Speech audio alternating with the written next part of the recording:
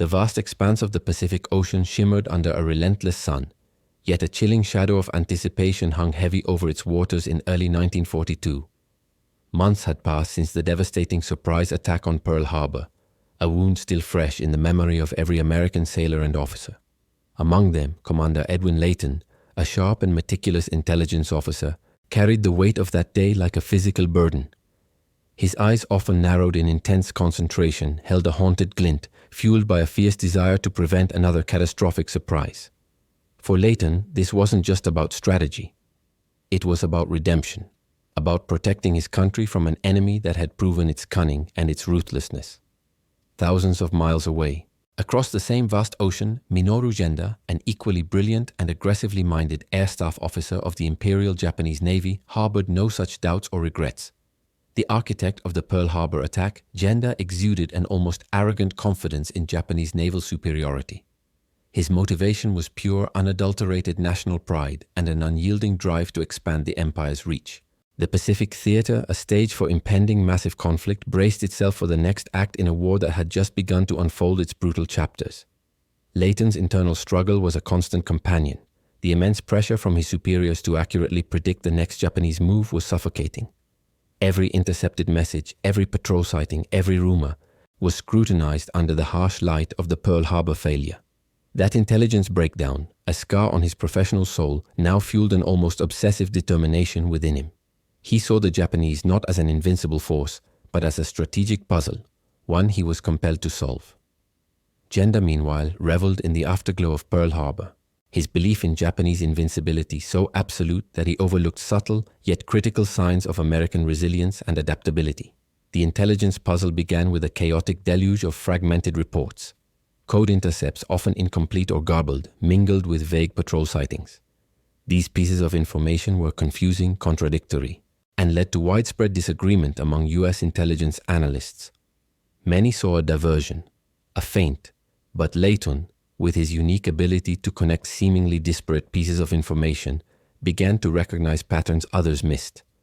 He suspected a major offensive was brewing, a strike of immense proportions, but the target remained shrouded in mystery. Then came the moment of inspiration. A brilliant deception devised by Layton and his team. They broadcast a false message, deliberately unencrypted, about the water purification system on Midway Atoll failing. The bait was set.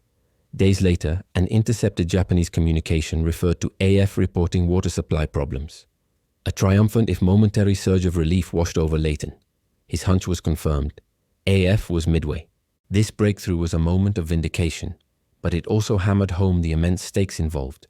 Yet skepticism from higher command regarding Layton's Midway prediction was immediate and fierce. Other analysts, clinging to their own theories, pointed to different potential targets, leading to heated arguments and a severe test of Layton's conviction. He stood firm, an island of certainty in a sea of doubt.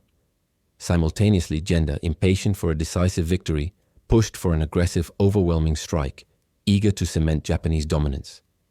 Despite Layton's monumental breakthrough, the sheer undeniable power of the Japanese fleet, with its formidable carriers and battle-hardened crews, was a stark reality. The upcoming battle seemed insurmountable. The odds stacked heavily against the American forces. The question lingered, heavy in the air. Would Layton's intelligence be trusted by those who held the power to act? And could his comparatively small force stand a chance against such overwhelming odds? The fate of the Pacific, and perhaps the war itself, hung precariously in the balance. Admiral Nimitz, a man of quiet resolve and immense strategic insight, made a monumental decision. Against the counsel of some of his most trusted advisors, he placed his unwavering trust in Layton's intelligence. It was a calculated risk, a gamble born not just of logic, but of a gut feeling that Layton, with his meticulous mind and unshakable conviction, was right. The American fleet, numerically inferior and outgunned, was now tasked with setting a trap based on Layton's precise predictions of Japanese movements. This audacious plan demanded perfect timing, flawless execution, and an almost superhuman level of courage from every sailor and aviator involved. The stakes could not have been higher. Meanwhile, Genda's brilliant but fatally flawed plan unfolded, fueled by an intoxicating mix of strategic genius and profound overconfidence. He was convinced the Americans were still reeling from Pearl Harbor, incapable of mounting a coordinated defense, let alone an offensive. His strategy relied on surprise, on overwhelming force, and on the presumed continued disarray of the enemy. Unbeknownst to him, a critical Japanese reconnaissance plane, vital for spotting the American fleet, was delayed. A seemingly minor detail, a hiccup in the vast machinery of war, yet it was a thread that would unravel the entire tapestry of his meticulously crafted assault. A subtle yet agonizing element of dramatic irony that would only be revealed in the crucible of battle.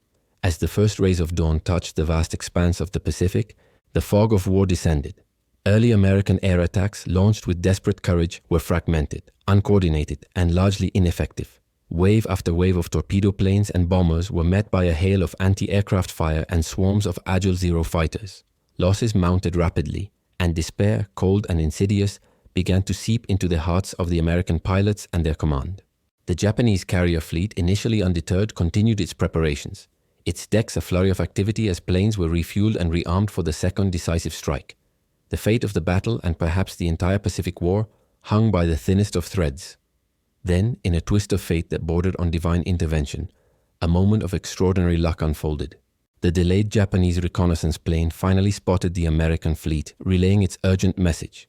But the message arrived at a critical juncture as Japanese planes were being rearmed, their decks a volatile mix of fuel, ordnance, and exposed aircraft. The chaos of preparation, the very intensity of their readiness, ironically, became their greatest vulnerability. At that precise, desperate moment, American dive bombers low on fuel, their pilots exhausted and almost out of hope, stumbled upon the Japanese carriers. It was a discovery born of chance, a desperate search for any target, any opportunity. What followed was a cataclysmic turning point. The American dive bombers, led by commanders who understood this was their only chance, plunged earthward in a relentless assault. Their bombs found their marks with terrifying accuracy. The Japanese carriers, laden with fuel and munitions, erupted into infernos. Explosions ripped through their decks, sending plumes of black smoke hundreds of feet into the sky. Within minutes, 3 of Japan's most powerful aircraft carriers were crippled, burning wrecks.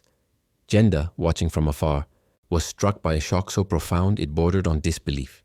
His seemingly invincible fleet, the pride of the Imperial Navy, was being consumed by fire, his confidence shattering into a million pieces amidst the flames. The fiery destruction of the Japanese carriers left both sides reeling from the sheer brutality of the sudden shift. It was a major victory, a moment of profound significance. But the battle was far from over. The Japanese still possessed significant naval power, and their capacity for retaliation remained a terrifying unknown. The next move, a desperate thrust or a strategic retreat, would determine the ultimate victor in this brutal dance of steel and fire. The inferno subsided, leaving behind a grim tableau of twisted metal and smoldering wreckage. The immediate shock and devastation on both sides were palpable. For the Americans, a wave of exhausted relief washed over the fleet, quickly followed by the grim realization that the Japanese, though wounded, remained dangerous. For the Japanese, disarray turned to a desperate scramble, their pride shattered but their fighting spirit not entirely extinguished. The remaining Japanese carrier, the Hiryu, launched a valiant, albeit futile, counterattack, a final defiant roar against the inevitable. But American tenacity, fueled by the taste of victory and the desperate need to secure it, was unyielding. Search planes relentlessly tracked the Hiryu, and eventually American bombers descended once more, sealing its fate. The great ship, a symbol of Japanese naval might, succumbed to the relentless assault, joining its sister carriers at the bottom of the Pacific. In the quiet hum of the intelligence room, Edwin Layton felt a profound, almost dizzying satisfaction. There was no outward display of triumph, no celebratory cheer, just a deep internal resonance. His intelligence, meticulously gathered, painstakingly analyzed, and fiercely defended, had saved the fleet. It had turned the relentless tide of the war, a personal triumph that transcended mere vindication. Admiral Nimitz, his face etched with fatigue but alight with gratitude, extended a hand, a silent acknowledgement of Layton's extraordinary contribution. The recognition from his commanders solidified his reputation, not just as a brilliant intelligence officer, but as a man whose unwavering conviction had steered the course of history. Far across the vast blue expanse, Minoru Genda grappled with a despair that gnawed at his very soul. The devastating loss, the first major Japanese defeat in generations, was a bitter pill to swallow. He had believed in their invincibility, in the superiority of the Imperial Navy, in his own flawless strategies. Now, Those beliefs lay in ruins, consumed by the same fires that had engulfed his carriers. He gazed at the empty ocean, a profound shift occurring within him. The arrogant confidence that had once defined him began to recede, replaced by a somber, reflective understanding of the true brutal nature of war, of its unpredictable whims and its crushing consequences. The infallibility he had once attributed to his nation and himself had been irrevocably shattered. Midway stood as the undeniable pivot point, irrevocably altering the trajectory of the Pacific War. The initiative, once firmly in Japanese hands, now swung decisively to the Allies. The battle marked the end of Japanese naval dominance, signaling the grim commencement of their slow, painful retreat across the vast ocean.